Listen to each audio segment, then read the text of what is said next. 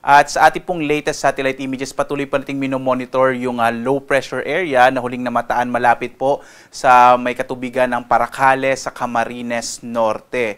Sa ngayon, hindi pa rin naman natin inaalis yung posibilidad na ito ay maging bagyo, bagamat medyo bumababa na po yung posibilidad na iyon, lalo't malapit na ito sa kalupaan ng ating bansa. Kung sakali man na maging bagyo ito, posible po within the day lamang po ito at eventually ay manghihinan or ito ay magdi-dissipate na rin habang kumikilos pa hilagang kanluran. At ito ang magdadala pa rin, itong low pressure area pa rin na magdadala ng mga pag-ulan, partikular na nga sa malaking bahagi ng silangang bahagi ng Luzon, partikular na sa may area ng Bicol Region, gayon din sa may area po ng Quezon, Aurora, Rizal, kasama din ang ilang bahagi po ng Mimaropa. Samantala, inaasahan pa rin natin yung mga pag-ulan na dulot ng southwest monsoon o habagat, partikular na sa may area naman ng Palawan at gayon din dito sa may nalalabi pang bahagi ng Mimaropa. Ito po yung occidental at saka oriental Mindoro. Inaasahan natin malaking bahagi nga ng Luzon, kasama na dyan yung Metro Manila, Central Luzon at Southern Luzon at maging bahagi ng Kabisayaan at northern part of Mindanao, kasama yung Zamboanga Peninsula at Caraga, ay makararanas pa rin ng ulap na kalangitan na may mga pag-ulan sa araw na ito, habang ang nalalabing bahagi ng Luzon, yung Ilocos Region at gayon din ang nalalabing bahagi ng Mindanao ay makakaranas ng mga isolated o pulupulong pag-ulan, pagkidlat, pagkulog. Liban nga dito sa low pressure area na ating minomonitor, wala na tayo iba pang nakikita nga posibleng maging bagyo na nasa labas ng Philippine Area of Responsibility. At as of 5 AM nga po, naglabas tayo ng weather advisory. Yung weather advisory, ito yung inaasahan natin na potensyal ng mga malalakas sa mga pag-ulan, katamtaman hanggang sa malalakas sa mga pag-ulan, around 50 to 100 millimeters po yan ng mga pag-ulan. Partikular na mapapansin nyo ito sa mga lalawigan sa may silangang bahagi ng Luzon. Partikular na itong Bicol Region, yung mga lalawigan ng Camarines Norte, Catanduanes, Camarines Sur, Albay, Sorsogon at Masbate. Makakaranas din po ngayong araw ng mga hanggang malalakas sa mga pag-ulan ang bahagi ng Quezon Province, Laguna, Rizal, Bulacan, Aurora at Isabela. Ito po ay dulot ng low pressure area na ating minomonitor. Habang ang hanging habagat ay magdadala rin ng hanggang malalakas sa mga pag-ulan ngayong araw sa bahagi ng Palawan, Antique at Occidental Mindoro. So mga kababayan, sa mga nabanggit po na lugar na ito, mag-ingat sa mga potensyal, sa mga posibilidad ng mga biglang pagbaha o mga flash floods at pagguho ng lupa or landslides. Bukas naman, inaasahan pa rin natin yung epekto ng low pressure area na hindi natin inalis yung posibilidad na maging bagyo, bagamat posible po short-lived lamang, ay magdadala pa rin ito ng mga pag-ulan sa may bahagi ng Camarines Norte, Camarines Sur, maging sa mga lalawigan ng Quezon, Rizal, Bulacan, kasama na rin yung Nueva Ecija at Aurora. Ang hanging habagat bukas ay magdadala rin ng mga pag-ulan sa bahagi ng Palawan, Occidental at Oriental Mindoro, Antique at Negros Occidental. Kaya mag-ingat din po sa mga posibilidad ng mga pagbaha at mga pagguho ng lupa.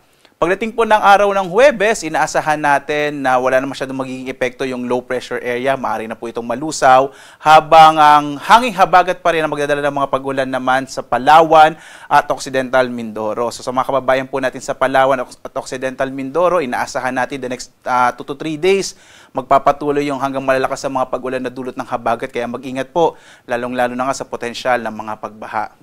Ngayong araw, inaasahan nga natin malaking bahagi ng Luzon ay makararanas ng mga pag-ulan hanggang mula Katamtam hanggang sa Kumis ay malalakas sa mga pag-ulan dulot ng low pressure area at ang hanging habagat, partikular na sa may bahagi nga ng Cagayan Valley, Cordillera, dito sa may Central Luzon, ang Metro Manila, Calabarzon, Bicol Region at Mimaropa. Mag-ingat nga po sa potensyal ng mga flash floods and landslide. Habang ang nalalabing bahagi ng Luzon, partikular na nga itong Ilocos Region, makararanas naman ng mga pulupulong pag-ulan, pagkilat, pagkulog, or generally din po ay fair weather sa may area ng Ilocos Region. Agwat ang temperatura sa Lawag, 25 to 31 degrees Celsius sa bahagi ng Baguio, 16 to 23 degrees Celsius sa Metro Manila, 24 to 29 degrees Celsius sa Tuguegarao, hanggang 29 degrees Celsius sa Tagaytay naman, 22 to 29 degrees Celsius, habang sa Legazpi, 24 to 29 degrees Celsius. Dito naman sa Palawan, Visayas at Mindanao, inaasahan natin malaki din yung tsansa ng mga pag-ulan sa may bahagi ng Palawan dulot ng hanging habagat.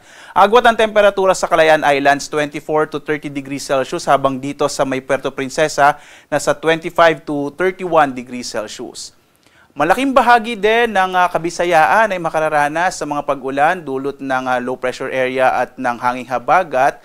At ang agwat po ng temperatura sa Iloilo, 24 to 30 degrees Celsius. Sa Cebu naman, 26 to 31 degrees Celsius. Habang sa Tacloban, 24 to 31 degrees Celsius. Ang mga rehiyon naman dito sa may Mindanao, partikular na nga itong Zamboanga Peninsula, Barm, kasama ang Northern Mindanao at Caraga ay makararanas din ng mas malaking tsansa ng mga pag-ulan sa araw na ito. Habang ang nilalabing bahagi ng Mindanao, yung Davao Region, kasama yung Soc-Sargen ay makararanas ng mga isolated rain showers and thunderstorms, lalo na sa hapon hanggang sa gabi. Agwat nga ng temperatura sa Zamboanga ay 23 to 32 degrees Celsius, sa Cagayan de Oro naman 23 to 31 degrees Celsius, habang sa Davao 25 to 30 degrees Celsius. Samantala, sa lagay po ng ating karagatan, wala tayong nakataas na gale warning, kaya maaari naman pumalaot yung mga sasakyang pandagat at mga bangka sa mga baybayin ng ating bansa.